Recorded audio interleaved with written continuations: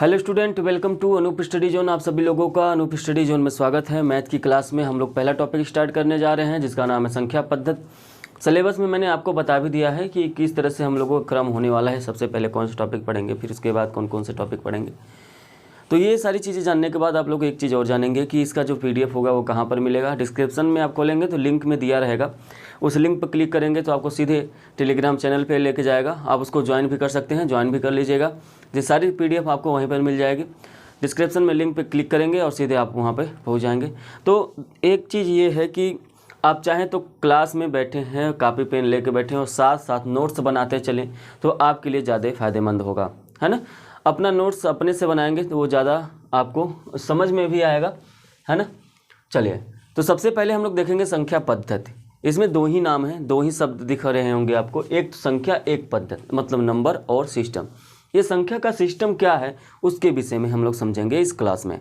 तो सबसे पहले ये जो नंबर है, संख्या है, ये क्या होती है उसके विषय में जानेंगे। फिर उसके द्वारा जो जो सिस्टम बनाए गए हैं, मतलब जिस टाइप के प्रश्न बनते हैं, जैसे इकाई अंक ज्ञात करना, जीरो की संख्या ज्ञात करना, ये सारी चीज़ें हम लोग देखेंगे। ठीक है, तो सबसे पहले हम लोग जानेंगे कि ये संख्या क्या होती है ना। संख्याएं ध्यान से समझिएगा, संख्याएं होती क्या हैं, कितने प्रकार की संख्याएं होती हैं। तो जो संख्याएं होती हैं वो 3 प्रकार की होती हैं। एक तो होता है आपका वास्तविक संख्या, है ना, क्या है, वास्तविक संख्या। दूसरा होता है काल्पनिक संख्या,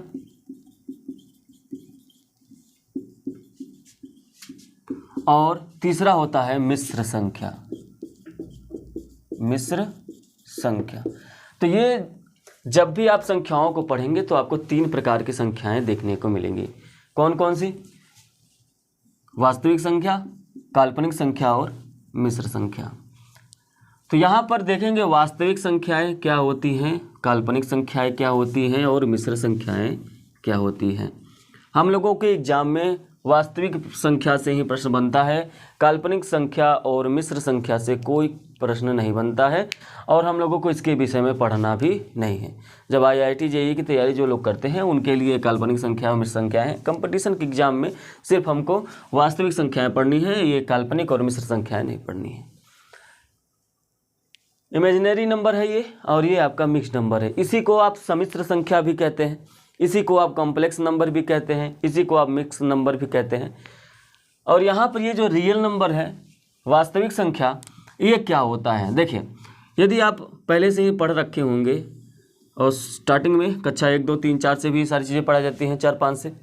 यदि कोई लाइन है, यहाँ पर यदि 0 बना दिया जाए, है ना, तो इस तरफ क्या होता है, धनात्मक चीज़ें होती हैं और नंबर होती है, इस तरफ ऋणात्मक चीज़ें होती हैं। तो इस तरफ जाएंगे +1, इस तरफ जाएंगे +2, इस तरफ जाएंगे +3, इस तरह से जाते जाते आप कहाँ तक जाएंगे, इन्फानाइट तक।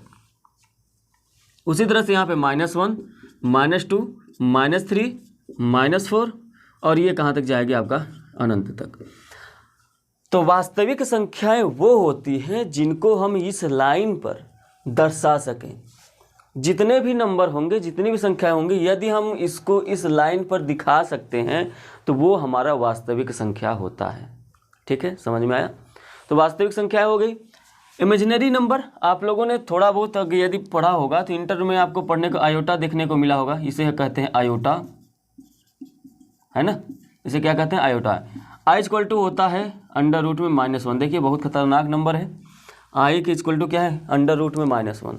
तो ये कहाँ से आया, ये इमेजिनरी किया गया, इमेजिन किया गया कि हाँ ठीक है, एक हम लोग आयोटा नाम रखते हैं, आई से इसका जो है सिंबल रहेगा, और यहाँ पे √(-1) इसका क्या होगा, वैल्यू होगा। तो ये एक कल्पना किया गया, वास्तविक संख्या नहीं है ना। बनाया तो ये भी गया है, ये भी बनाया गया है, लेकिन यहाँ पर ये कल्पना करके इन्हीं नंबरों से लगभग बनाया गया। देखिए, √(-1), तो यहाँ पर ये इमेजिनरी संख्या हो गया। अब बात आती है मिक्स नंबर की, कॉम्प्लेक्स नंबर की, सम्मिश्र संख्या की। मिश्र पहले से ही नाम आपको दिख रहा है, मतलब इस वास्तविक संख्या और काल्पनिक संख्या को मिक्स कर दीजिए, आपका मिश्र संख्या मिल जाएगा। ध्यान से समझते चलिए। मान लीजिए इसका हम लोग 4 ले लेते हैं, वास्तविक संख्या का 4 ले लिए, और इसका हम लोग ले लिए I, तो 3I। तो ये आपको जो दिख रहा है ये आपका हो गया मिश्र संख्या, है ना। तो वास्तव में हमने आपको पहले ही बताया कि पढ़ना क्या है, वास्तविक संख्या, काल्पनिक संख्या और मिश्र संख्या को हमको पढ़ना नहीं है, तो उसको हम लोग इग्नोर करते हैं। वास्तविक संख्या पे चलते हैं। जो वास्तविक संख्या होती है जिसे हम लाइन पर दर्शा सकते हैं, वो सारी की सारी क्या होती हैं, वास्तविक संख्याएं होती हैं। ठीक है, ये वास्तविक संख्याएं जो होती है ये भी दो प्रकार की होती हैं, ध्यान से देखते हुए समझते हुए चलेंगे। वास्तविक संख्याएं भी दो प्रकार की होती है। कौन कौन सी? एक तो होता है आपका पूर्णांक। क्या होता है? एक होता है आपका पूर्णांक और दूसरा होता है आपका दशमलव। पूर्णांक और दशमलव। तो पहले हम लोग पूर्णांक को देखेंगे और फिर दशमलव को देखेंगे। पूर्णांक वही चीज़ें हैं, ये जो आपको नंबर दिखाया गया है लाइन पे, यही आपका पूर्णांक होता है ना। इसमें क्या, एक तो आपको देखने को मिला शून्य मतलब 0, उसके बाद क्या देखने को मिला, धनात्मक संख्याएं देखने को मिली, धनात्मक संख्याएं, है ना। उसके बाद क्या आपको देखने को मिला, ऋणात्मक संख्याएं। तो आप ध्यान से देखिए, तो ये पूर्णांक क्या हो गया, जिस भी लाइन में शून्य हो और शून्य के इस तरफ धनात्मक संख्याएं हो, शून्य के इस तरफ क्या हो, ऋणात्मक संख्याएं होती हैं, वो सभी संख्याएं पूर्णांक होती हैं। ठीक है, चलिए अभी दशमलव को कुछ देर के लिए छोड़ते हैं और इस पर थोड़ा सा फोकस हम लोग करते हैं। ठीक है, और ये पूर्णांक कौन कौन सी हो सकते हैं, इसी के विषय में हम लोग यहाँ पर देखते हैं। इस पूर्णांक को देखेंगे तो पूर्णांक आप लोग हेडिंग डाल लीजिए और इसमें कौन कौन से नंबर आते हैं वो देखते हैं। अब देखिए, वास्तव में हम लोग जब भी कोई नंबर की बात करते हैं तो क्या करते हैं, देखते हैं 1 2 3 4 5 ही पढ़ते हैं, कभी -1 2 3 4 -1 -4 पढ़ते हैं क्या? नहीं। तो वास्तव में वास्तविक संख्याओं का जो भी झमेला होता है, जिस भी तरह से हम लोग पहचानते हैं, वो धनात्मक संख्याओं से ही हमको पता चलता है। पूर्णांक के अंतर्गत धनात्मक, तो ये जो पूर्णांक है आप इसे धनात्मक पूर्णांक भी कह सकते हैं।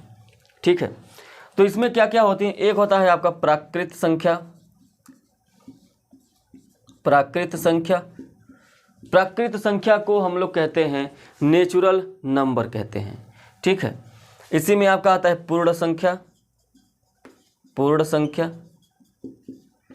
और इसी में आता है आपका अभाज्य संख्या,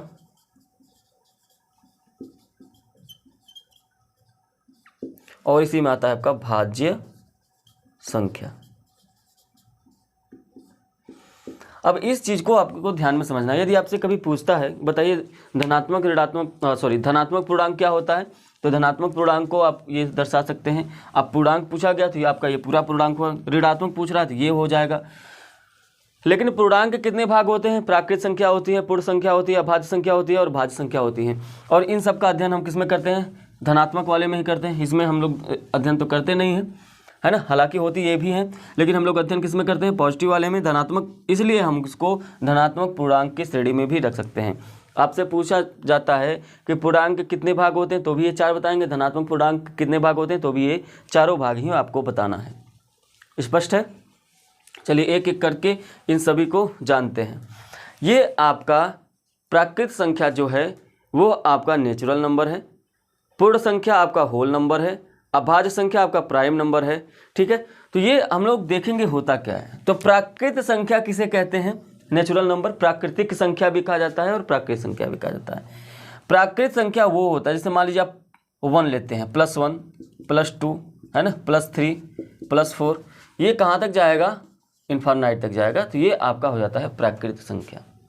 ये आपका क्या हो गया, प्राकृत संख्या। अब ये पूर्ण संख्या क्या है, यही प्राकृत संख्या में देखिए, ये आपका प्राकृत संख्या हो जाएगा। जैसे हम इसको शून्य को भी ले लेंगे तो ये संख्याएं पूर्ण हो जाती हैं।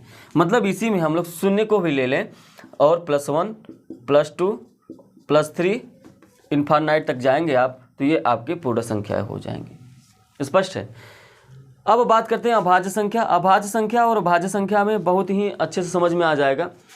आप देखिए, जो अभाज्य संख्याएं होती हैं वो कौन कौन सी होती हैं, 2 होता है ना, 3 होता है, उसके बाद आपका 5 हो जाएगा, और उसके बाद 7 हो जाएगा, और उसके बाद 11 हो जाएगा। इस तरह से जाते जाते इन्फानाइट तक जाएंगे, अनंत तक जाएंगे।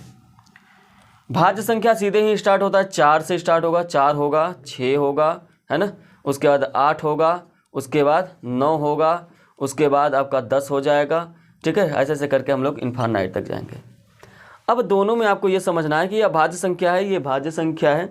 यहाँ पर आप देखिए ध्यान से कि मैंने यहाँ पर स्टार्ट किया है 2 से, यहाँ पे मैंने किस पे प्रारंभ किया है 4 से। तो यदि आपसे कभी भी पूछा जाता है कि सबसे छोटी अभाज्य संख्या क्या है, तो आप कहेंगे कि सबसे छोटी अभाज्य संख्या 2 है। सबसे छोटी भाज्य संख्या क्या है, तो सबसे छोटी जो भाज्य संख्या है वो क्या है, 4 है। ठीक है, तो यहाँ से आपको समझ में आ गया होगा। लेकिन एक बात यहाँ पर होती है, ये जो एक है, एक ये कहता है कि मैं भी तो हूँ। आपने यहाँ पर 2 से प्रारंभ कर दिया, यहाँ पे 4 से, हमको भी तो कोई ले लो। तो ये भाज्य और अभाज्य में से किस में जाएगा?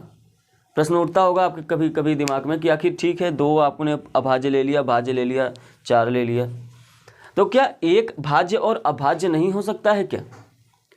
तो ऐसा हुआ कि एक बार एक जो है वो जाता है अभाज्य संख्या के पास और फिर जाता है भाज्य संख्या के पास, तो क्या कहा जाता है उसको समझने से पहले आप ये समझिए कि अभाज्य और भाज्य संख्याएं होती क्या हैं। हम लोग यहाँ पर रटने की जरूरत नहीं है, समझेंगे कि कैसे हम लोग भाज्य और अभाज्य संख्याएं प्राप्त करते हैं। ठीक है, चलिए इसको मिटा देते हैं।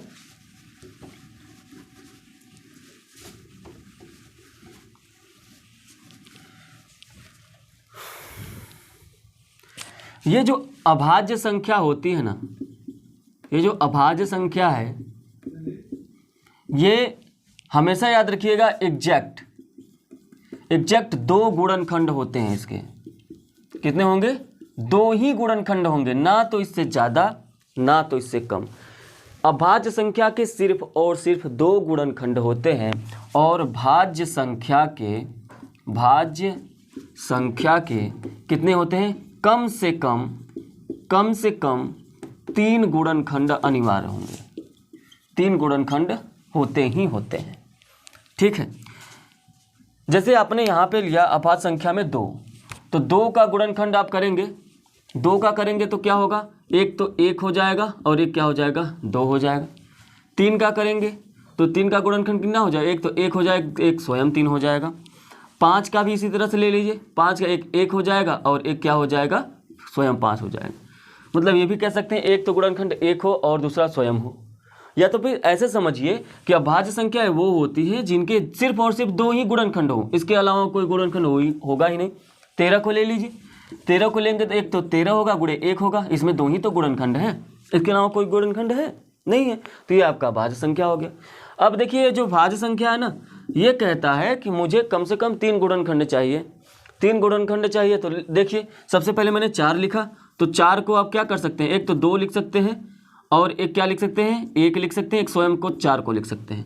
मतलब ये जो 4 है इसको आप 1, 2 और 4 ये 3 गुणनखंड हो गए, इसके कम से कम 3 गुणनखंड होंगे।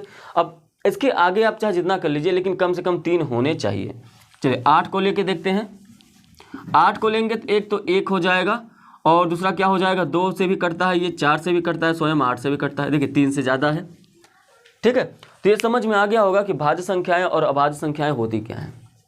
अब यहाँ पर आते हैं और इस एक पर चलते हैं कि एक जो होता है, एक कहता है कि हमको अभाज्य और भाज्य में भी रहना है, तो ये जाता है अभाज्य के पास। अभाज्य के पास गया तो ये कहता है देखिए भाई मेरे पास रहने के लिए कम से कम हमको 2 गुणनखंड चाहिए।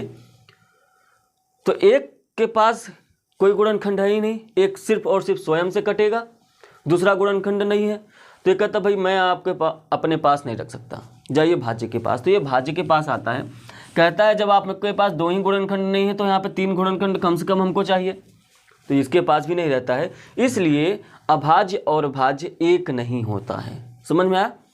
एक जो होता है ना तो भाज्य होता है और ना ही अभाज्य होता है। और अभाज्य संख्याएं क्या होती हैं, भाज्य संख्याएं क्या होती हैं, ये आपको समझ में आ गया होगा। ठीक है, चलिए अभी हम लोग कहाँ बात कर रहे हैं? वास्तविक संख्या के अंतर्गत पूर्णांक में, और ये धनात्मक ऋणांक में।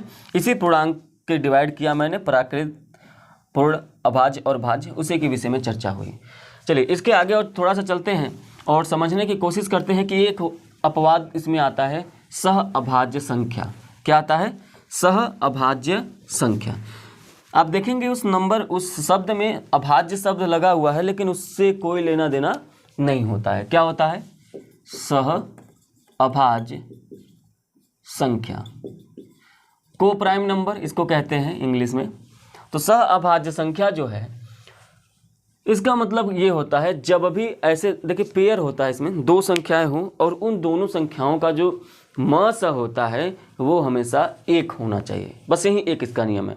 म स आप लोगों में से बहुत लोग ऐसे कहते हैं कि इनका जो डिफरेंस होना चाहिए, जैसे मान लीजिए 3 और 5 हैं, इनका डिफरेंस हमेशा एक होना चाहिए। ऐसा कोई नियम नहीं है, आपको एक ही नियम याद रखना है सह अभाज्य संख्या के लिए, सिर्फ एक नियम कि इन दोनों का जो म स होगा ना वो हमेशा एक होगा, म स हमेशा एक होगा। देखिए 3 और 5 का म स एक, अब म स तो आता ही होगा, बचपन से जो म स पढ़े हैं उसी का प्रयोग करिए। नंबर सिस्टम के बाद हम लोग म स ल स को पढ़ेंगे, सरलीकरण को पढ़ेंगे। तो जब म स ल स पढ़ेंगे वहाँ पर हम बताएंगे कि म स क्या होता है, ल स क्या होता है। लेकिन अभी तक आपने जो पढ़ा है उसके विषय में समझिए कि 3 और 5 का जो म स होता है वो कितना होता है, एक होता है। ठीक है, चलिए तो इसी तरह से आप एक नंबर लीजिए 98 और 101। देखिए डिफरेंस तो एक है नहीं, लेकिन 98 का और 101 का जो म स होगा वो कितना होगा, वो एक होगा। इसलिए ये आपस में क्या होती हैं, सह अभाज्य संख्याएं होती हैं। ठीक है, तो ऐसा कभी भी मत सोचिएगा कि इन दोनों का डिफरेंस एक होना चाहिए, ऐसा कुछ भी नहीं होता है। सिर्फ और सिर्फ दोनों का म स एक होगा तो वो आपके सह अभाज्य संख्याएं होंगी। ठीक है, तो इतना समझ में आ गया होगा। ठीक है, अब हम लोग बात करेंगे दशमलव की। यहाँ पर जो दूसरा टॉपिक छूटा हुआ था इसका, दशमलव की।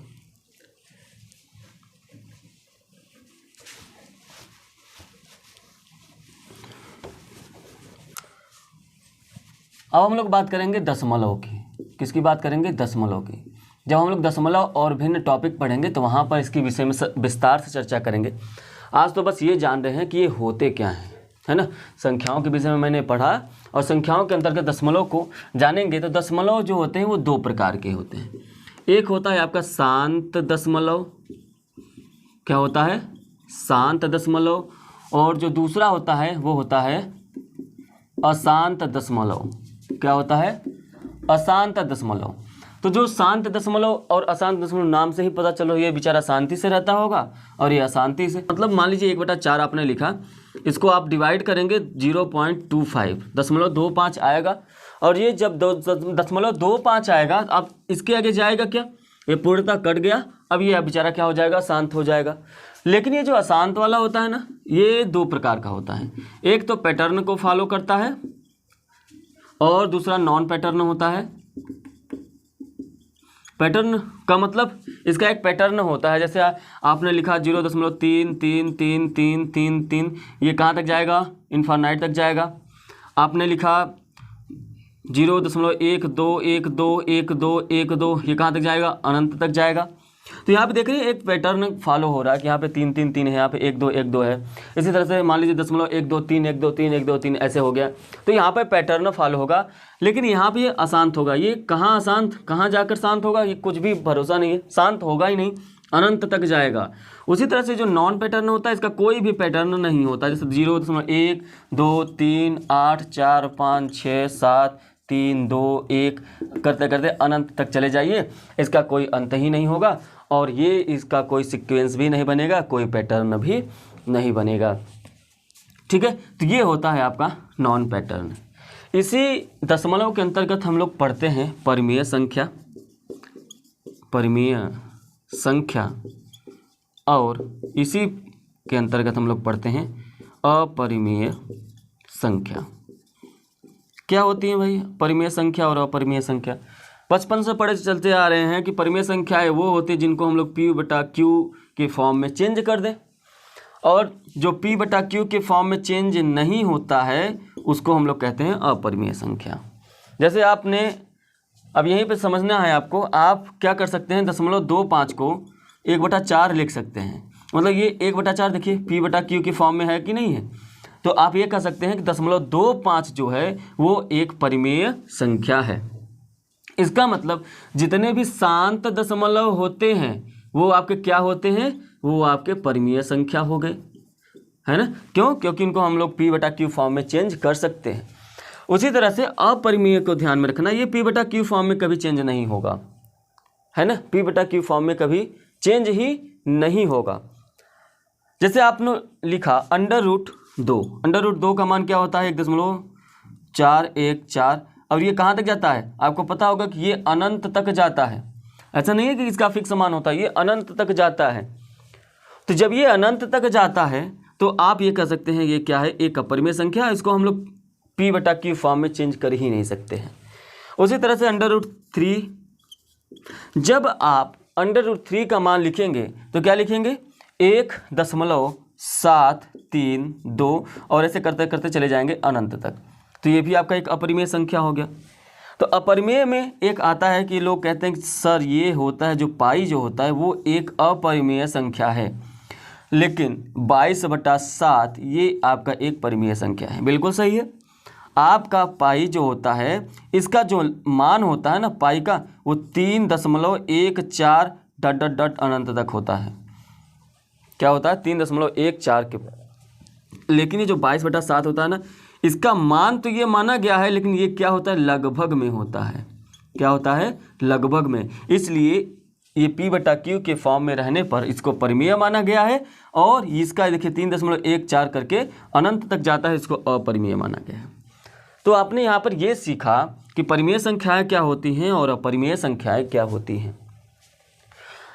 आपने ये भी जाना कि शांत दशमलव जितने होते हैं वो सभी के सभी परिमेय होते हैं, और ये जो अशांत दशमलव में जो नॉन पैटर्न होते हैं, जितने भी नॉन पैटर्न होते हैं जिनका कोई पैटर्न नहीं होता, अनंत तक कटे जाते हैं, जैसे ये सभी हैं अनंत तक कटे जाते हैं, तो वो आपके क्या होते हैं अपरिमेय संख्या होते हैं। क्या होते हैं अपरिमेय संख्या। ठीक है। लेकिन यहाँ पर ये एक अपवाद आता है कि ये जो पैटर्न वाले होते हैं ना, ये आपके परिमेय होते हैं। तो आपको एक चीज़ याद रखना है, जब भी आपको कोई बटा में 1/4 मिल जाए तो आप इसको डिवाइड करके देखिए कि ये शांत है क्या। यदि ये शांत है तो आप तुरंत कह दीजिए कि ये आपका परिमेय संख्या है। यदि ये अशांत है और उसमें एक पैटर्न को फॉलो कर रहा है तो भी आपका एक परिमेय संख्या है। 1/3 p/q की फॉर्म में है। पहले देखते हैं आपको पता चल गया कि ये परिमेय संख्या है, लेकिन इसको एक बार डिवाइड करके देखिए। तो आप इसको डिवाइड करेंगे ना, जैसे ही डिवाइड करेंगे तो ये आएगा 0.3333, एक पैटर्न फॉलो कर रहा है, मतलब ये आपका एक परिमेय संख्या हो जाएगा, क्योंकि इसको हम p/q फॉर्म में रख सकते हैं। लेकिन यदि ये मान लीजिए यही 22/7, इसका तो कोई पैटर्न नहीं होता है, इसलिए इसको हम लोग क्या करते हैं पाई को अपरिमेय संख्या नॉन पैटर्न वाले में अपरिमेय संख्या में रखते हैं। और 22/7 ये तो आपके p/q फॉर्म में पहले से ही है, इसको हम लोग परिमेय संख्या में रख सकते हैं। जो भी p/q फॉर्म में होगा उसको हम लोग आंख बंद करके परिमेय संख्या में रखेंगे, और p/q फॉर्म में नहीं होगा उसको अपरिमेय संख्या में रखेंगे। ठीक है। आपको कभी भी मिल गया 0.333 बता दीजिए ये क्या है, परिमेय की अपरिमेय। देखिए पैटर्न फॉलो हो रहा है तो परिमेय, पैटर्न फॉलो नहीं हो रहा है तो अपरिमेय, और एक शांत दशमलव है तो वो भी आपका परिमेय संख्या हो जाती है। ठीक है।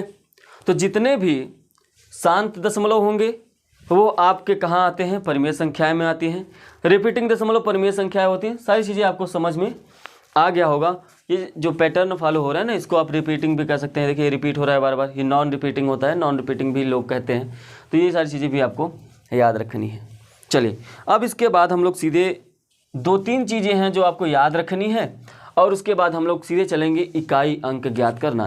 किसी भी नंबर में हम लोग इकाई नंबर कैसे ज्ञात करते हैं, पहले तो उसके नियम को देखेंगे, और फिर उसके बाद हम लोग देखेंगे कि बहुत सारे प्रश्नों को, कुछ प्रीवियस ईयर प्रश्नों को, कुछ इजी प्रश्न को देखेंगे, तो कुछ हाई लेवल प्रश्न देखेंगे, और उसके बाद ये जो टॉपिक होगा इकाई अंक समाप्त होगा। उसके बाद हम लोग जीरो संख्या की ओर चलेंगे।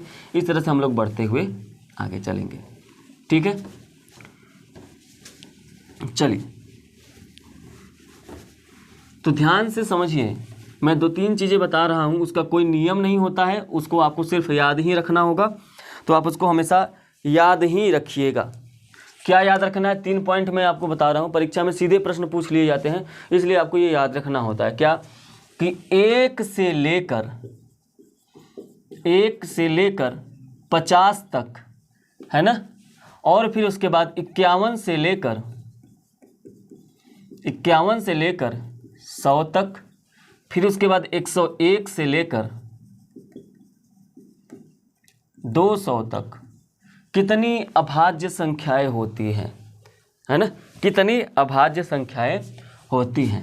तो 1 से लेकर 50 तक आपके 15 अभाज्य संख्याएं होती हैं।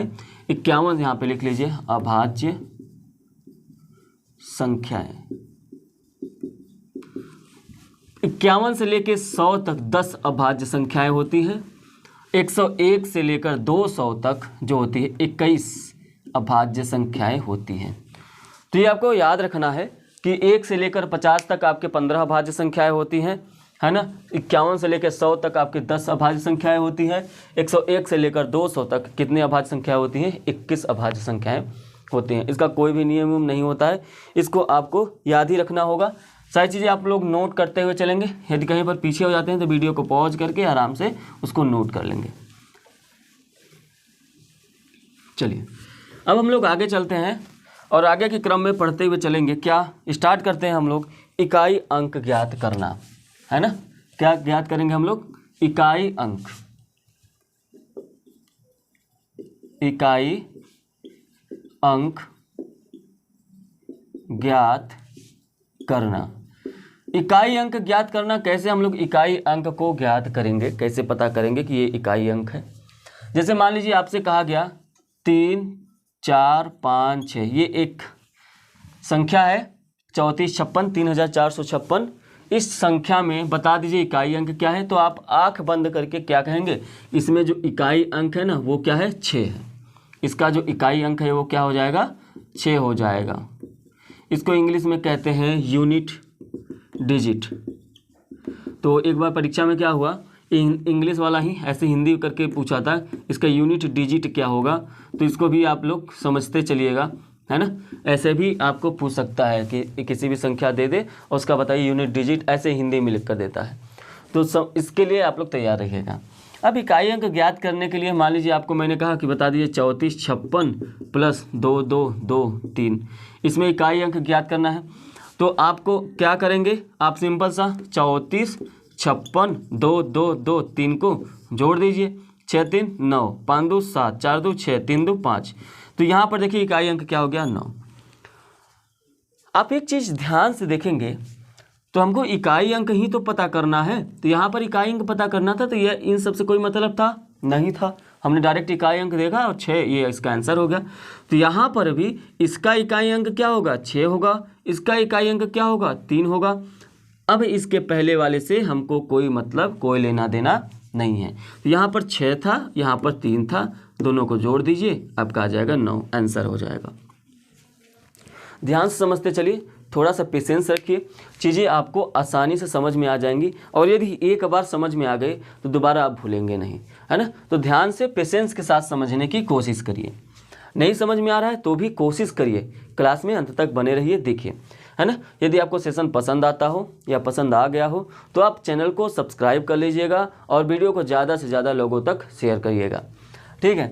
तो यहाँ पर ये समझिए, यहाँ पर आपने कहा 6 और 3, तुरंत आपने बता दिया कि इसका इकाई अंक क्या होगा। इकाई अंक का मतलब क्या होता है? किसी भी दिए हुए संख्या के अंतिम शब्द को ज्ञात करना। जैसे ये संख्या दिया हुआ है ना, इसका अंतिम शब्द क्या है? 6 है। तो वहीं अंतिम पोजीशन पे कौन सा आएगा ज्ञात करना। चलिए, मैंने आपसे कहा कि आप 11 गुणे 12 में बता दीजिए क्या आएगा। तो आप क्या करने लगेंगे? तुरंत 11 गुणे 12, इसका गुणा कर दीजिए, ये आपका 22 हो जाएगा, ये आपका 11 हो जाएगा, 132 इसका आंसर आएगा। और जैसे ही 132 आ गया, इस संख्या का इकाई अंक क्या हो जाएगा? 2। तो तुरंत यहाँ पे आप कहेंगे कि ये आपका 2 हो गया।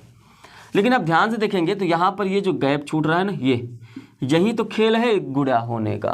जब ये गुणा होता है तो हमेशा जो पहली संख्या इकाई के दूसरी संख्या इकाई से गुणा होता है तो ये हमेशा जो आंसर आता है वहीं तो इकाई संख्या में बदल जाता है, क्योंकि यहाँ पर कोई जोड़ और सम से मतलब है नहीं, वो सीधे आपका यहाँ पे आ जाएगा, यहाँ पर आ जाता है। जैसे एक और एग्जाम्पल ले लीजिए, 22 गुणित 13, है ना। जब 22 गुणित 13 करेंगे तो भी आप क्या कर सकते हैं? 22 गुणे 13 कर लीजिए, तो ये आपका 66 हो जाएगा, ये आपका 22 हो जाएगा, ये आपका क्या हो जाएगा? 286। जब आपका 286 हो गया तो यहाँ पर देखिए मैंने कहा कि ये जो इस शब्द का इकाई अंक है, इस नंबर का और इस नंबर का जो इकाई अंक है, दोनों का मल्टीप्लाई आपने जैसे किया, 2 3 6, 3 2 6 आपने किया, तो ये 6 यहाँ पर आया था। ये 6 देखिए, इसके नीचे क्या है? कट्टम कुट्टम है, तो यहाँ पर ये 6 डायरेक्ट आपका इकाई अंक बन जाता है। मतलब ये कि हम लोग क्या करेंगे? इसका इकाई अंक इसके इकाई अंक से तुरंत गुणा करेंगे तो डायरेक्ट हमको क्या पता चल जाएगा, इकाई अंक पता चल जाएगा। ठीक है, तो यहाँ पर क्या था, 1 था, यहाँ पर इकाई अंक इसका क्या था, 2 था, देखिए क्या आ गया 2, तो ये इसका इकाई नंबर हो जाएगा। दूसरे वाले में सेम पैटर्न, यहाँ पे देखिए इसका इकाई अंक क्या है, 2 है, इसका इकाई अंक क्या है, 3 है, इन दोनों का हम लोग गुणा करेंगे तो क्या हो जाएगा, 6 आ जाएगा। देखिए ये क्या आ गया आपका, 6 इकाई अंक आ गया। ठीक है, समझ में आया। चलिए अब इससे संबंधित 2 चीज़ें को याद रखिए। अच्छा मान लीजिए हम कह दें कि 55 गुणे 22, तो आप क्या करेंगे, तुरंत इस 5 को उठाएंगे और इस 2 को उठाएंगे और गुणा कर देंगे। कितना आएगा, 5 गुणे 2 कितना आ जाएगा, 10। देखिए इकाई अंक आपका क्या आ गया, 10, शून्य आ गया 0। अब यहाँ पे ये समझिए, जितनी बार भी आप 5 का गुणा 2 से करेंगे वो 0 आएगा, है ना। तो इस कॉन्सेप्ट को ये समझिए कि यदि हम किसी संख्या को, यदि हम 5 को किससे गुणा करते हैं, 0 से, तो क्या आता है, 0 आता है। यदि हम 5 को गुणा करेंगे किसी भी सम संख्या से, किसी भी सम संख्या से हम गुणा करेंगे तो वो हमेशा क्या आएगा, 0 आएगा। 5 को यदि हम किसी विषम संख्या से गुणा करेंगे, याद रखिए कि किससे, विषम संख्या से गुणा करेंगे तो वो क्या आएगा, 5 ही आएगा। ये देखिए, इसको आप एक कोने में अच्छे से बक्सा बनाकर नोट कर लीजिए, है ना। तो 5 से 0 गुणा करेंगे तो 0 में तो मान लीजिए किसी का भी गुणा करते हैं तो 0 ही आता है। लेकिन 5 के लिए आप समझिए, ये जो 5 है ना, बहुत ही शैतान बच्चा है। ये जहाँ पर भी आता है वो करता नहीं, ये इसकी चलती, 5 आ गया तो समझिए कि इसकी ही चलेगी और किसी की नहीं चलेगी। 0 के साथ तो कोई भी आता है वो 0 हो जाता है, लेकिन 5 कहता है मेरे साथ सम संख्या आएगा तो मैं इसको 0 बना दूंगा। इकाई अंक की बात मैं कर रहा हूँ, इकाई अंक पे 0 आ जाएगा। 5 कहता है यदि मेरे साथ विषम संख्या गुणा करेंगे तो मैं 5 ला दूंगा, इसका ही चलेगा। अब सम विषम, अब यहाँ पर आप देख रहे हैं कि ये 5 है, यहाँ पर 2 था, ये एक सम संख्या है ना, तो आप आंख बंद करके कह सकते हैं कि हाँ 5 के साथ सम संख्या का गुणा करेंगे तो 0 आता है, इकाई अंक 0 आ गया। उसी तरह से मान लीजिए हमने कहा 55 गुणे 32 गुणे 68 गुणे 41, इसमें बताइए इकाई अंक क्या होगा। आपने देखा कि जैसे यहाँ पर एक बार 5 आ गया ना, एक बार 5 आ गया, इसके बाद यहाँ पे सम संख्या, यहाँ पर सम संख्या, यहाँ पर विषम संख्या, लेकिन जैसे ही सम संख्या से टक्कर हुआ तो ये क्या बना देगा, 0। अब यहाँ पे कितने भी आ जाए वो 0 होना उसका तय, क्योंकि 0 का गुणा जिसमें करेंगे वो तो 0 आएगा, है ना। तो एक चीज़ यहाँ पे देखेंगे तो ये इसका इकाई अंक क्या हो जाएगा, 0। मान लीजिए 11 गुणे 12 गुणे 13 गुणे 14, है ना, इसका इकाई अंक क्या होगा। तो हमने पहले ही बताया कि इकाई अंक उठाने के लिए किसी भी संख्या का इकाई अंक उठा लीजिए। ये यहाँ पे 11 है, 11 का 1 लीजिए और गुणा करिए 2 में, कितना आ गया, 2 आ गया। फिर इस 2 का जो 2 आया है इसका गुणा करिए 3 में, कितना आ गया, 2 3 6 आ गया। और इस 6 का फिर गुणा करिए 4 में, 6 चौका 24, है ना, 24 आया, लेकिन इसका इकाई अंक क्या हो जाएगा, 4, इसका आंसर हो जाएगा। तो इस तरह से आप गुणा करके आप प्राप्त कर सकते हैं। ठीक है, चलिए इतना समझ गए होंगे। तो क्या करते हैं, इसमें एक कंसेप्ट और समझ लीजिए। कभी भी गुणा करने पर, है ना, जैसे मान लीजिए आपने 6 का गुणा 6 से किया तो कितना आएगा, 36। देखिए इकाई अंक क्या आया है, 6 आया है। आप किसी भी संख्या को ले लीजिए, 216 32 2 6 और अंत में ये हो, और उसके बाद अब गुणा करिए 5 3 2 8 6। तो आप जब भी देखेंगे इकाई अंक आपका 6 होगा तो इसका दोनों का इकाई अंक 6 ही होगा। मतलब यदि किसी डिजिट का इकाई अंक 1 है तो हमेशा 1 ही आएगा इकाई अंक। यदि यहाँ पे क्या हो जाए, 0 होगा तो 0 ही होगा, 5 होगा तो 5 ही होगा, 6 होगा तो हमेशा 6 आएगा। इसको आपको हमेशा याद रखना है। 5, अब कितना भी आप 25 गुणे 45 गुणे, है ना, 55 कर दें, लेकिन यहाँ पे देखिए 5 ही सबका है तो ये आपका क्या आ जाएगा, 5 इकाई नंबर। लेकिन गलती से यहाँ पर 2 हो गया, 42 हो गया, तो ये आपका 0 हो जाएगा। क्यों, क्योंकि 5 एक सम संख्या से जैसे ही गुणा करेंगे तो वो आपका 0 हो जाएगा। ठीक है, ये सारी चीज़ें आप समझ गए होंगे। ठीक है, तो इन्हीं बेस पे हम लोग आगे बढ़ेंगे और समझने की कोशिश करेंगे कि इकाई अंक कैसे निकालते हैं। ये सारी चीज़ें आपको समझ में आ गई होंगी। चलिए आगे बढ़ते हैं। चलिए अब यहाँ पे मैंने आपको क्या बताया था ये एक बार लिख लेते हैं। 5 का गुणा 0 से करने पर इकाई अंक 0 आता है। 5 का गुणा किसी सम संख्या से करने पर क्या आता है, 0 आता है, और 5 का गुणा किसी विषम संख्या से करने पर क्या आएगा, वो 5 आएगा। इसको आप लोग याद रखिएगा। चलिए तो आगे अब कुछ प्रश्न करने की कोशिश करते हैं और ध्यान से समझिए। चलिए मैंने आपको एक प्रीवियस का प्रश्न दे रहा हूँ, 1 × 2 × 3 × 4 × ... 89 तक। इसमें बताइए कि इकाई अंक क्या होगा। इसमें आपको बताना है कि इकाई अंक क्या होगा। अब ध्यान से समझिए, मैंने कहा ठीक है, अब इसका इकाई अंक करने के लिए क्या करेंगे, 1 का गुणा 2 में 3 में, फिर जैसे करते हैं 89 तक करेंगे। बिल्कुल ऐसा नहीं करना है। अब ध्यान से देखेंगे ना तो ये 1 2 3 4, इसके बाद क्या आएगा, 5 आएगा। और जैसे ही 5 आया तो आप देख रहे हैं ना, 5 का गुणा कैसे सम संख्या में करेंगे तो क्या आ जाएगा, 0। चाहे जिसमें करिए, किसी भी एक सम संख्या में करेंगे तो 0 आ गया। जैसे ही 0 आ गया तो इसका इकाई अंक क्या हो जाएगा, 0 हो जाएगा। ठीक है, समझ में आया।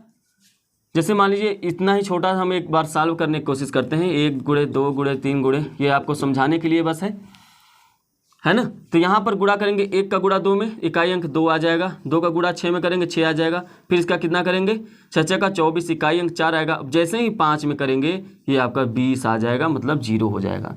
अब उसके बाद जैसे ही 6 में करेंगे, 6 में करके 0 का 6 में करेंगे 0 आएगा, फिर उसके बाद 7 में करेंगे फिर भी 0 आएगा, है ना। ऐसे करके 89 तक जाएंगे, लेकिन वो इकाई अंक हमेशा क्या आएगा, 0 आएगा। तो इस तरह से जैसे ही सम संख्या से इसका भिड़ंत हुआ तो ये 0 हो जाना है। आप कहेंगे सर यहाँ पे विषम संख्या भी है तो 5 कर लीजिए, 5। इसको 5 करेंगे तो एक सम संख्या फिर आ जाएगा, तो वो आपका क्या हो जाएगा, उस दोनों का पेयर बनेगा। एक तरह से होता क्या है, पेयर बनता है। 5 × 2 का एक सम संख्या विषम संख्या का पेयर बनेगा तो वो हो जाता है 0, इकाई अंक आपका 0 हो जाएगा। तो आप ये समझिएगा, 5 का गुणा किसी भी सम संख्या करने पर 0 हो जाता है, 5 का गुणा किसी भी विषम संख्या में करने पर 5 हो जाता है, 0 में करेंगे तो 0 हो जाएगा। जैसे ही एक बार 0 हो गया तब उसको कोई नहीं रोक सकता है। जहाँ तक उसका गुणनखंड होगा, जहाँ पर गुणज होगा जितना, वो सभी को इकाई अंक 0 ही आएगा। ठीक है, चलिए एक और प्रश्न देखते हैं। 81 × 82 × 83 × 84 ... कहाँ तक ले लीजिए इसको, 89 तक। इकाई अंक ज्ञात करिए, है ना, इकाई अंक। तो इस क्वेश्चन में आप ध्यान से देखिए, यहाँ पर इकाई अंक ज्ञात करना है तो क्या करेंगे, इसी सभी इकाई अंक का गुणा ही करेंगे। 1 का गुणा 2 में करिए 2 आ जाएगा, 2 का गुणा 3 में करिए 6 आ जाएगा इकाई अंक। अब 6 का गुणा 4 में करेंगे तो 4 आ जाएगा इकाई अंक। इसी तरह से जैसे ही इसके आगे 85 होगा, इस 4 का गुणा 5 में करेंगे क्या हो जाएगा, 20 आएगा, और ये इकाई अंक क्या हो जाएगा, 0। जैसे ही इकाई अंक 0 आ गया ना, तो अब ये सभी के सभी क्या हो जाएंगे, 0 हो जाएंगे। सभी के सभी इकाई अंक क्या हो जाएंगे, 0। तो इसका भी आंसर क्या हो जाएगा, 0 हो जाएगा। ठीक है, ये चीज़ें आपको समझ में आ गई होंगी। अब थोड़ा सा जोड़ घटाव से संबंधित चीज़ों को देखते हैं। एक शब्द लेते हैं 7 4, एक संख्या आपका क्या है 743 32 माइनस 343 55। ठीक है, तो इस संख्या में आपको घटा के बताना है कि इकाई अंक क्या होगा। मैंने आपको पहले ही बताया, या चाहे प्लस हो चाहे माइनस हो, आप इकाई संख्या को ले लीजिए। ये आपका क्या है 2, तो आप 2 ले लीजिए। इसका इकाई अंक क्या है 5, ये माइनस बीच में लगा दीजिए 5। अब क्या 2 में से 5 करेंगे तो आपको -3 लिखना पड़ेगा क्या, ऐसा कुछ नहीं है। आप देखेंगे जब भी घटाने लगते हैं ना, तो आप क्या करते हैं, इससे उधार लेते हैं, उसके अगले वाले दहाई वाले संख्या से उधार लेते हैं। तो जब यहाँ पे दूसरे संख्या से जब उधार लेंगे तो ये क्या हो जाता था 12। हमेशा याद रखिएगा, जब भी पहले वाला छोटा होगा एक बड़ा होगा तो माइनस करते समय आपको ये ध्यान में रखना है कि इसको हमेशा 1 आगे लगा लेना है। तो ये 12 हो जाएगा, और 12 में से 5 जाएगा तो कितना आ जाएगा 7, और इसका इकाई अंक 7 हो जाएगा। उसी तरह से आपको 734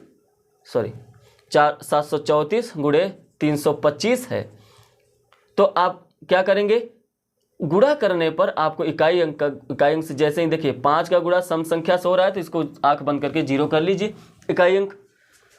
ठीक है, तो ये सारी चीज़ें होती हैं। आपको गुणा जब मिल जाए, गुणज मिल जाए, जब आपको जोड़ घटाना मिल जाए, तो कैसे हम लोग इकाई अंक ज्ञात करेंगे।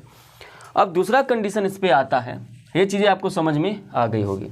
दूसरा कंडीशन आता है कि जब घात में दिया हो और इकाई अंक आपको प्राप्त करना हो तो कैसे प्राप्त करेंगे। ये सभी चीज़ें आप लोग नोट करते हुए चलेंगे अपने कॉपी में। चलिए आगे चलते हैं और आगे समझने की कोशिश करेंगे। देखिए क्या है कि मान लीजिए आपको दिया है 7 के घाते 33 दिया हुआ है। अब इसका मतलब क्या, पहले तो इजी लेके समझते हैं, 3 के घाते 4 लेके समझते हैं। कहेगा 3 के घाते 4 का इकाई अंक ज्ञात कीजिए, है ना। तो इस कंडीशन में 3 के घाते 4 का इकाई अंक ज्ञात करना है, तो आप क्या कर सकते हैं, 3 के घाते 4 का मतलब क्या होता है, इसी 3 का 4 बार गुणा कर दीजिए, 3 गुणे 3 गुणे 3, ये देखिए हो गया। अब क्या करेंगे, 3 का गुणा 3 में, 3 त्रिका 9 आ गया। अब इस 9 का गुणा क्या करेंगे, 3 में, 9 त्रिक 27, 7 इकाई अंक हो गया। जैसे 9 का गुणा 9 गुणे 3 करेंगे 27 आएगा, 27 का इकाई अंक ले लीजिए 7। अब इस 7 का गुणा किस में करेंगे, 21 आ जाएगा, और 21 का ये जो 1 है ना, यही तो इकाई अंक होगा। तो यहाँ पर 3 के घाते 4 का इकाई अंक क्या हो जाएगा, 1 हो जाएगा। ये तो इजी था, लेकिन जब इसी को हम लोग 7 के घाते 3 कर दें तो क्या करेंगे, 7 गुणे 7 गुणे 7, 7 का गुणा 7 में करेंगे तो 9 इकाई अंक आएगा, 7 से 49, 9 आ गया। इन 9 का गुणा 7 में करेंगे 63 आ जाएगा, और यही 3 तो होगा इकाई अंक। तो जब इजी आएगा तो आप निकाल सकते हैं, लेकिन इसका एक ट्रिक होता तो कंसेप्ट ही है। अब देखिए कंसेप्ट जब एसएससी के एग्जाम के लिए जब हम मैथ पढ़ेंगे तो वहाँ पर कंसेप्ट के साथ देखेंगे, क्योंकि वहाँ के जो प्रश्न होते हैं ना वो बहुत घुमावदार होते हैं। यहाँ पर आपको सीधे उसके कंसेप्ट पे न जाके आपको ये समझना है कि कैसे आता है ना। होता है कंसेप्ट, बस वो उसी कंसेप्ट का निचोड़ है, अंत में आपको निचोड़ करके दे दिया गया है। जैसे आपको यहाँ यही वाला प्रश्न था, 7 के घाते 33, इसका इकाई अंक ज्ञात करना था। तो सबसे पहले आपको क्या करना है ना, जो भी पावर दिया गया हो किसी भी संख्या के, ये जो n है नंबर हो गया, n के पावर क्या है, ये आपका 1। तो करना क्या है, इस पावर में हमको हमेशा 4 से भाग करना है, और जो भी इसका शेष बचेगा ना, जो भी शेष बचेगा उस शेष को इसी n, शेष मतलब रिमाइंडर, इसी n के ऊपर रख देना है, और आपका आंसर आ जाएगा। देखिए अब क्या करना है, कभी कभी क्या होता है, ये जो r का वैल्यू होता है ना 0 हो जाता है, मतलब ये कट जाता है पूरा। तब उस कंडीशन में इस 0 का वैल्यू के जगह पे हम लोग 4 रखेंगे। अब इसको समझने की कोशिश करेंगे कि मैंने ये बताया क्या। ये आपका n हो गया, 7 जो है वो आपका n हो गया, ये जो पावर है 33 हो गया। मैंने कहा पहले आप 4 से भाग कर लीजिए, 33 में भाग करेंगे 4 से तो कितनी बार जाएगा, 7 चौक 28 है ना, 8 बार जाएगा 32 हो जाएगा। देखिए शेष कितना बचा, 1। इसी शेष को आप लोग कहाँ पर रखेंगे, ये जो n आपने माना था 7 के ऊपर 1 रख दीजिए। देखिए कितना हो जाएगा, इसका जो आंसर होगा इकाई अंक 7 हो जाएगा। ठीक है। अब कभी कभी क्या हो गया, 7 के घाते आप मान लीजिए 32 ही है, तो अब जब आप 7 को 32 से भाग करेंगे तो कितनी बार जाएगा, 4 से करेंगे ना, 4 से करेंगे तो ये 8 हो जाएगा, 32 0 आ गया, कुछ भी बचा नहीं। तो उस कंडीशन में आपको 7 के घाते 4 रखना है। जब 0 हो जाता है तो हमको क्या रखना होता है, 4 रखना होता है। तो ये हम लोग क्या करेंगे, 4 रख देंगे, और यहाँ पे 7 गुणे 7 गुणे 7 गुणे 7 दो तरीके से कर सकते हैं। या तो 7 का गुणा 7 में करिए, 9 आ गया, 7 से 49, फिर 9 से 63, 3 आ गया, फिर 3 से 21, ये आपका 1 आ गया। तो इकाई अंक 1 हो जाएगा। या तो आप ऐसे कर सकते हैं, 7 से 49 दोनों का 9 9 9 9 81, 1 आपका आंसर आज आएगा। समझ में आ गया। तो ये होता है, हम लोग कोई पावर दिया होता है तो उसका इकाई अंक निकालने का सबसे आसान तरीका होता है, और आपको ये समझ में आना भी चाहिए। कुछ भी नहीं करना होता है, जो भी पावर दिया गया होता है ना उसमें आपको 4 से भाग देना है, और जो शेष बच जाएगा उसी शेष को, उस पावर को हटा के उस नंबर के ऊपर रख देना है। ठीक है। जैसे एक प्रश्न लेते हैं इसी को समझने के लिए, 3 के घाते 135, 3 के अभी 35 लीजिए, 135 अभी आते हैं, 3 के घाते सिर्फ 35 लेते हैं। तो क्या करेंगे आप, तो आपको करना क्या है, इस 35 में आपको 4 से भाग देना है, मतलब 35 भागे 4। यदि आप डायरेक्ट भाग दे के शेष कर ले रहे हैं तो अच्छी बात है। तो जैसे ही भाग देंगे तो ये 8 बार जाएगा, 32 कितना बच गया, देखिए शेष जो बच रहा है ना, इसी शेष को यहाँ पे इसके पावर के स्थान पर रखना है, नंबर को नहीं टच करना, नंबर ही रहने दीजिए। तो यहाँ पे क्या कर देंगे, फिर 3 आ जाएगा, 3 की पावर 3 मतलब 3 गुणे 3 गुणे 3, ये आपका क्या हो जाएगा 3 त्रिका 9 त्रिक 27 मतलब 7 इसका आंसर आ जाएगा। समझ में आ गया? ठीक है, यहाँ तक तो आप देख रहे हैं कि जब ये एक ही नंबर है। चलिए सर ये बता दीजिए आपकी, मान लीजिए 532 है और इसके घाते है आपका 36, अब क्या करेंगे आप? तो कुछ नहीं करना है, जितने भी इकाई अंक के अलावा जितने भी अदर नंबर रखे, चाहे जितना ले लीजिए 7 8 9 5, ये हो गया नंबर, इसके घाते 36 है, इसका गुणा करिए 36 बार। तो हमको कुछ करना ही नहीं है, इसके बाद के सभी नंबर को टच तक नहीं करना है, मतलब ही नहीं रखना है। इसका 2 लेंगे और इस 36 में 4 का भाग देंगे तो 0 आया, 4 9 36 कट गया। मतलब जब कट जाता है तो हमको 4 रखना होता है, तो 4 रख दीजिए। क्या होगा 2 गुणे 2 गुणे 2 गुणे 2, 4 बार हमने कर लिया। तो क्या हो जाएगा 2 का गुणा 2 में करेंगे 4, 4 का गुणा 8 करेंगे, 8 दूना 16, इकाई अंक आपका क्या हो जाएगा 16। चाहे तो आपको पता ही है 2 कहते 4 का मतलब 16 होता है, तो इकाई अंक आपका क्या हो जाएगा 6 आपका इकाई अंक हो जाएगा। समझ में आया? चीज़ें जहाँ तक कोई डाउट होगा तो वो आप हमसे पूछिएगा, ठीक है। चलिए आगे चलते हैं, आगे कुछ और प्रश्नों को करते हैं और समझने की कोशिश करते हैं। अब ऐसे समझिए आप कि यदि हम क्या करें कि एक कोई ऐसा संख्या ले लें जो कि संख्या भी बड़ा हो और उसका घातांक भी बड़ा हो। मतलब आप ऐसी संख्या ले लीजिए, मान लीजिए आपके 729 542 इतना ही ले लीजिए, 729 54, इसके घात में आपका 3 4 6 8 है 2, ये आपका घातांक हो गया। तब अब आप क्या करेंगे? तो कुछ भी नहीं करना है, हमको माइंड में सेट कर लेना है कि जो भी पावर है ना, ये जो भी पावर में आता है, ये n आपका क्या हो गया, ये संख्या, इसके पावर में ये आपका ये हो गया, ये पावर हो गया, ये आपका n हो गया। अब करना क्या है, इस पावर में बस कुछ नहीं, आंख बंद करके 4 से भाग देना होता है और जो शेष बचता है ना, उसी शेष को इसको हटा के उस पर रख देना है। ये संख्या बहुत ज़्यादा है तो हमसे किसी से मतलब नहीं है, बस 4 से मतलब है तो 4 ले लीजिए। अब एक चीज़ आप समझिए, क्या हम 4 से भाग देने इतने बड़े नंबर से जाएंगे क्या? और भी बड़ा नंबर दे दिया तो हम 4 से भाग करने जाएंगे, फिर देखेंगे कितना शेष बचा, टाइम तो लगेगा। तो यहाँ पर काम करता है 4 से विभाज्य होने वाले कैसे, कौन से नियम काम करते हैं।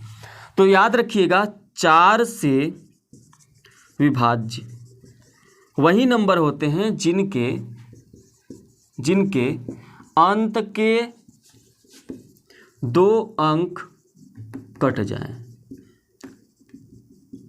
यदि उस अंक के अंत में जो 2 अंक 2 डिजिट होंगे वो यदि 4 से कट जा रहे हैं तो वो पूरी की पूरी संख्या 4 से कट जाएगी, है ना।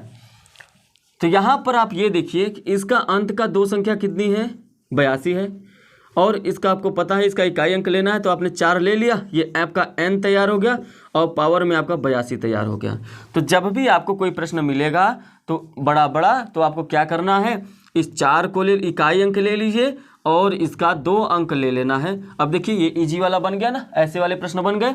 तो आपको क्या करना है, इस 82 में फिर से 4 का भाग दे दीजिए, कितना जाएगा 4 दूनी 8, बच गया, शेष आपका बचा 2। तो जब 2 शेष बचा तो इसे 4 के घात पे 2 लगा दीजिए, कितना 4 चौक 16 होता है, तो 16 इसका इकाई अंक 6 हो जाएगा। किसका इकाई अंक? इस संख्या का इकाई अंक जो होगा वो 6 हो जाएगा। तो इकाई अंक ज्ञात करने का सबसे आसान तरीका है, आपसे कोई भी प्रश्न पूछ दे, 177 3 2 4 की घात में 4 2 6 जो भी है 8 9, अब बता दीजिए इसका इकाई अंक क्या होगा। तो आपको कुछ नहीं करना है, आपको ये 4 ले लीजिए इसका इकाई अंक और इसके 2 अंक ले लीजिए, 8 9 हो गया। बस नियम ये फॉलो कर दीजिए। इसमें आप कर दीजिए 4 से भाग, है ना, कितनी बार जाएगा, 4 दूना 8 हो जाएगा, ये कट जाएगा 9, 4 दूना 8, 1 आएगा शेष, 1 शेष आएगा, मतलब 4 के घात पर 1 कर दीजिए, आपको ये 4 जो आएगा वो आपका आंसर हो जाएगा, इसका डिजिट यूनिट डिजिट हो जाएगा, इकाई अंक हो जाएगा। ठीक है, चलिए अब हम लोग कुछ प्रश्नों को सॉल्व करेंगे। यदि आपको समझ में आ गया होगा तो लाइक कर दीजिएगा, है ना, क्लास को शेयर कर दीजिएगा। अभी हम लोग जैसे ही एक टॉपिक क्लियर होगा तो हम लोग को 50 प्रश्न करने वाले हैं नंबर सिस्टम से। पहले तो हम लोग पूरा बेसिस जानेंगे किस तरीके से प्रश्नों को पूछा जाता है परीक्षा में और कौन कौन से टाइप के प्रश्न आते हैं और आप आंख बंद करके प्रश्न को कैसे सॉल्व करेंगे। है ना। इसके लिए अभ्यास की ज़रूरत होती है। मैं आपको क्लास में बेसिक कंसेप्ट सारी चीज़ें सिखा दे रहा हूँ, कौन कौन से टाइप के प्रश्न आते हैं, और आप जब मैं अभ्यास प्रश्न स्टार्ट करूंगा तो उसमें आपको शामिल होना पड़ेगा। और जब आप उसमें शामिल हो जाएंगे तब आप देखेंगे कि जो बताया था मैंने, क्या प्रीवियस ईयर प्रश्नों में वैसे प्रश्न आ रहे हैं, या जो सेट करा रहे हैं वो आपको सॉल्व हो जा रहे हैं कि नहीं प्रश्न। तभी तो इस क्लास का फ़ायदा है। चलिए अब हम लोग कुछ प्रश्नों को सॉल्व करके देखेंगे। चलिए अब देखिए, मैंने आपको बता दिया कि किस तरह से इकाई अंक ज्ञात करना है। सबसे पहले हम लोग पहला प्रश्न लेंगे 139 के घाते 540। इस प्रश्न को हम लोग सॉल्व कैसे करेंगे। देखिए हमने क्या कहा, इसका इकाई अंक क्या करेंगे, 9 को ले लीजिए। 9 आपने इकाई अंक ले लिया और उसके बाद ये दो डिजिट है, इसको आप घात में लगा दीजिए 40। अब आप डिवाइड करिए ना, यहाँ पे आपको 4 से डिवाइड करना है। अब देखिए 4 से आप 40 को भाग देंगे तो कितना आएगा, 10 ही तो शेष बचेगा। 10 बार जाएगा और 0 शेष बचेगा, कट जाएगा। और मैंने बताया था कि जब ये कट जाए पूरी तरह से 4 से, शेष आपका 0 आएगा, तब आपको इस 9 के घात पे 4 लगाना है, हमेशा 4 लगाना है, जब आपका पूरा कट जाएगा। तो अब देखिए यहाँ पे 9 गुणे 9 गुणे 9 गुणे 9 हो जाएगा। यहाँ पर दोनों का 9 9 81 होता है, यहाँ पर 81 होता है। अब देखिए 1 1 का गुणा करेंगे तो 1 हो जाएगा, है ना। तो इकाई अंक आपका क्या आ जाएगा, 1 आ जाएगा। अब क्या करता है ना, बहुत सारे ऐसे संख्याओं को देकर जोड़ देता है, तो कभी घटा देगा। तो आपको क्या करना पड़ेगा, सबका अलग अलग यूनिट डिजिट निकाल लीजिए, इकाई अंक निकाल लीजिए और फिर सबको जोड़ घटा लीजिए, आपका आंसर आ जाएगा, है ना। चलिए एक प्रश्न लिखिए, 538 के घाते 630। 538 के घात में क्या है, 630। उसके बाद प्लस 935 के घाते 820। 935 के घाते 820। उसके बाद आगे क्या है आपका, 137 के घाते 132। 137 के घात में आपका 132 है। और इसका आपको क्या निकालना है, इकाई अंक निकालना है। अब कैसे निकालेंगे इकाई अंक, कैसे निकालेंगे, कुछ नहीं करना है, आप आंख बंद करिए, आंख बंद करके निकालिए। देखिए मतलब ये आपका यहाँ पे क्या हो जाएगा, इसका 8 हो गया, इसका क्या हो जाएगा 5 हो गया, क्या ये इकाई अंक है ना। उसके घात में अब हमको क्या करना है, अब 3 हो चाहे 5, 50 अंकों की संख्या हो, क्या मतलब है, हमको लेना सिर्फ 2 ही है। तो 8 के घात में क्या हो जाएगा 30, इसको सरल कर लीजिए। 5 के घात में क्या हो जाएगा 20, इसको भी सरल करेंगे। 7 के घात में क्या हो जाएगा 32, है ना। प्लस प्लस का निशान लगा है, उसको लगा लीजिए। जैसे ही 4 से भाग देंगे, 4 सत्ते 28, 2 शेष बचता है, तो 8 के घात पे 2 लगा लीजिए। प्लस 5, ये 0 पूरा कट जाएगा, 5 के घात पे आप क्या करेंगे 4 कर लीजिए। और 7 32, ये 32 भी 4 से कट जाता है, 4 8 32 होता है, पूरा कट गया, मतलब 7 के घात पर भी 4 लगाना होगा। तो अब ऐसे कंडीशन में 8 8 64 होता है, 5, अब ये कितना हो जाएगा, अब 5 का गुणा कितनी बार भी करेंगे, इकाई अंक हमेशा क्या आएगा, इकाई अंक 5 ही आएगा। और यहाँ पे ये 7 का गुणा 4 बार करेंगे, 7 गुणे 7 गुणे 7 गुणे 7 1 आएगा, है ना। ये 7 सत्ते 49 होता है, ये भी 7 सत्ते 49 होता है। 9 9 का गुणा करेंगे, इकाई अंक 1 आएगा, तो इसका इकाई अंक 1 आ जाएगा। यहाँ पर 8 64 था, इसका इकाई अंक क्या हो गया 4 हो गया। तो 4 5 9 1 10, देखिए टोटल जोड़ने पर 10 आ रहा है, मतलब जो इकाई अंक होगा वो आपका क्या हो जाएगा 0 हो जाएगा। तो इस तरह से हम लोग इकाई अंक निकालेंगे। किसी भी तरह का यदि आपको डाउट है आपके प्रश्न से संबंधित, तो आप बेझिझक होकर कमेंट करेंगे, वो आपके नेक्स्ट क्लास में या उसके नेक्स्ट क्लास में आपको उसका आंसर 100% दे दिया जाएगा, है ना। कोई भी डाउट नहीं रहने देंगे। या तो हो सकता है कमेंट सेक्शन में ही आपको कमेंट में ही आपको रिप्लाई मिल जाए, तो या तो अगले क्लास में रिप्लाई मिल जाएगा, लेकिन आपको रिप्लाई ज़रूर मिलेगा, है ना। लेकिन वो चीज़ें प्रश्न से संबंधित होना चाहिए कि आपको किस क्लास में क्या डाउट हुई है।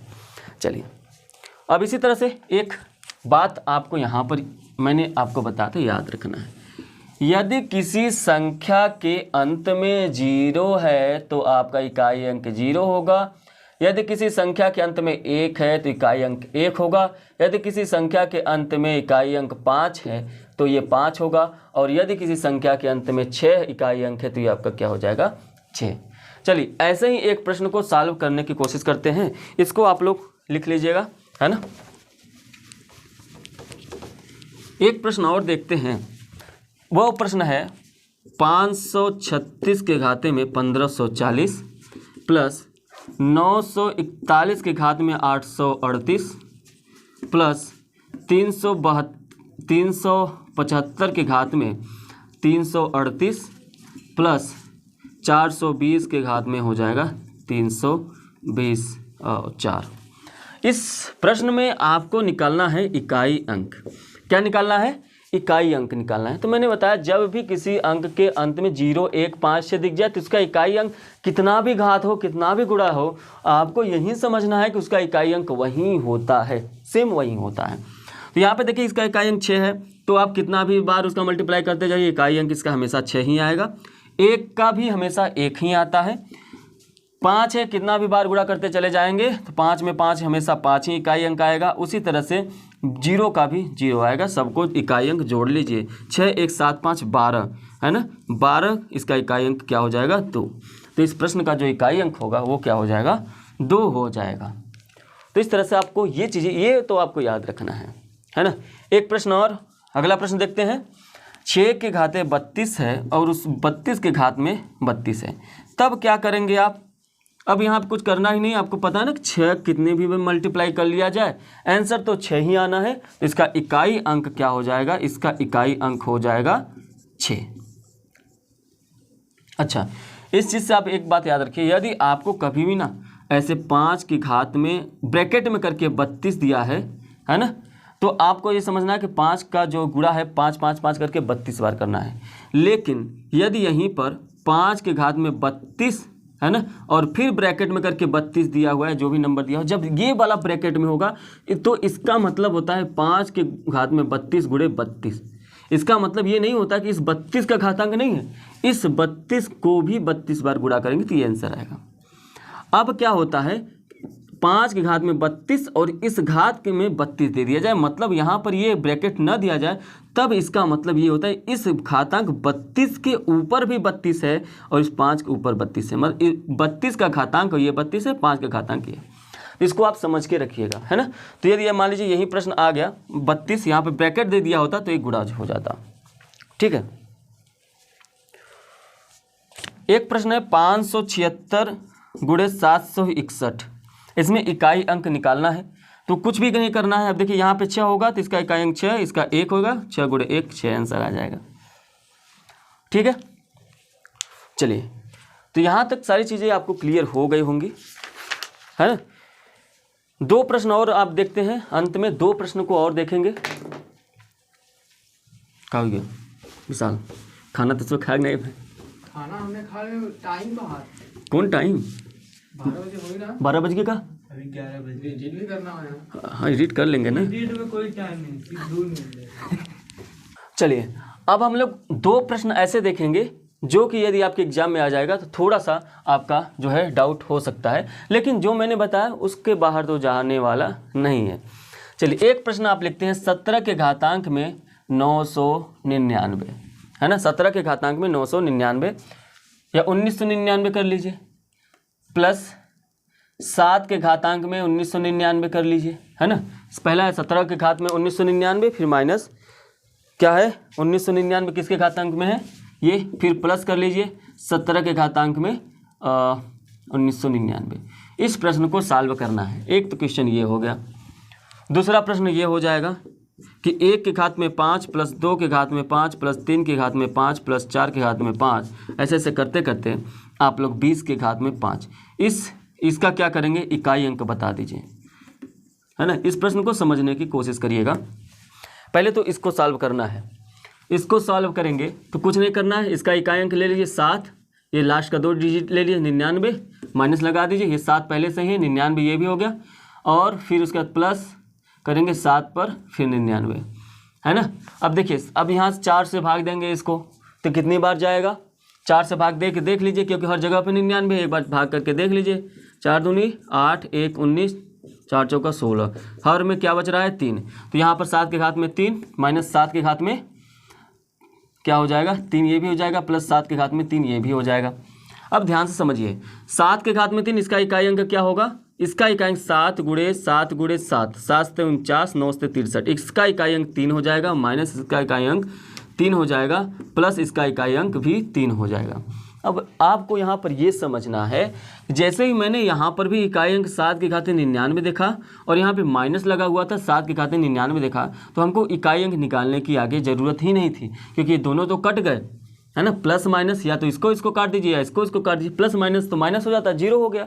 तो आपको बस यही बचा था, एक ही निकाल लेते आप तो इसका आंसर 3 आ जाता है। यहाँ से भी देखिए 3 3 कट गया। इतना मैंने आपको बस ये दिखाने के लिए कि आगे चलकर सारी चीज़ें कटने वाली हैं, है ना। तो यहीं पर ऊपर आप काट देंगे और यहाँ से ये प्रश्न आ जाएगा, आपका आंसर क्या हो जाएगा, 3 इसका आंसर हो जाएगा। बात करते हैं इस प्रश्न की, इस प्रश्न को समझने की कोशिश करिए। पहली बात तो ये समझिए कि यदि कोई नंबर दिया हुआ है, मान लीजिए 1 + 2 + 3 + 4 + 5 + डॉट डॉट डॉट 20 तक, तो इसके योग को हम लोग कैसे निकालते हैं, है ना। इसके योग को कैसे निकालते हैं, योग को निकालने के लिए क्या करेंगे, सिंपल सा यही होता है ना, SN कुल योग बराबर n + 1/2। ये जब 1 से होगा तब, है ना। यदि यहाँ पे 32 है, मतलब 1 से न प्रारंभ होकर किसी और संख्या से, तो यहाँ पर L कर देते हैं लास्ट वाली संख्या। तो उसको अभी नहीं ध्यान में रखना, अभी आप ये ध्यान में रखिए कि यहाँ से 1 से प्रारंभ होकर जितनी भी संख्याएं जाती हैं, हम लोग उन टोटल का योग ऐसे इस फार्मूले से निकाल सकते हैं। अब हमको पूरा योग नहीं पता करना है, इन लोगों को पूरा जोड़ देंगे, 1 की घात 2, 1 की घात 5, 2 की घात 5, 3 की घात 5, सबको जोड़ देंगे। उसके बाद एक बड़ा सा नंबर आएगा, उसमें देख लीजिए इकाई अंक। तो वो तो करना नहीं है, हमको करना क्या है, हम लोग पहले से ही सबका इकाई अंक निकाल लेते हैं। जैसे इसके पहले वाले प्रश्नों में हमने किया, तो इसका इकाई अंक क्या हो जाएगा, जैसे ही ये 5 है ना, 4 से भाग देंगे तो कितना शेष बचेगा, 1, मतलब 1 की घात 1। अब हर जगह ही 5 ही है, तो 4 से भाग देंगे तो कितना बचेगा, 1 बचेगा। तो यहाँ पर 2 की घात 1 हो जाएगा, यहाँ पर 3 की घात 1 हो जाएगा, यहाँ पर 4 की घात 1, ऐसे ऐसे करते हुए 20 की घात 1 हो जाएगा। मतलब ये इकाई अंक हम लोग निकाल रहे हैं। देखिए इसका मतलब क्या बन गया, 1 + 2 + 3 + 4 डट डट डट कहाँ तक हम लोग पहुँच गए, 20 तक। ये इकाई अंक का योग है, ये पूरा का पूरा क्या है, इसको आप 0 कर सकते हैं, बिल्कुल कर सकते हैं, कोई दिक्कत नहीं है। अब हमको क्या करना है, आपको ये समझना है कि जो भी इकाई अंक होगा हम लोग क्या करेंगे, n टोटल कितने नंबर हैं, 1 से लेकर 20 तक है, तो n क्या हो जाएगा, 20। n यहाँ पर क्या होगा, 20 + 1/2, यही निकालना है। देखिए अंतिम संख्या 20 था, है ना। अब यहाँ पे समझिए, ये आपका क्या हो जाएगा, 20 हो जाएगा, है ना, और ये क्या हो जाएगा, 21 हो जाएगा। अब इसको क्या कर लीजिए, पूरा काट लीजिए, ये कितना हो गया, 10, आपका कितना आ गया, 210। इकाई अंक कितना आएगा, 0, यही आपका आंसर हो जाएगा। ठीक है, तो आपका यूनिट डिजिट से कोई भी प्रॉब्लम होगी तो आप कमेंट करके आप पूछ सकते हैं, और इस क्लास से भी कोई डाउट होगा तो आप क्लास पूछ सकते हैं कमेंट करके। इसके बाद की क्लास में हम लोग 0 की संख्या ज्ञात करना पता करेंगे, और जो भी सारे कंसेप्ट हैं उसको हम लोग देखेंगे।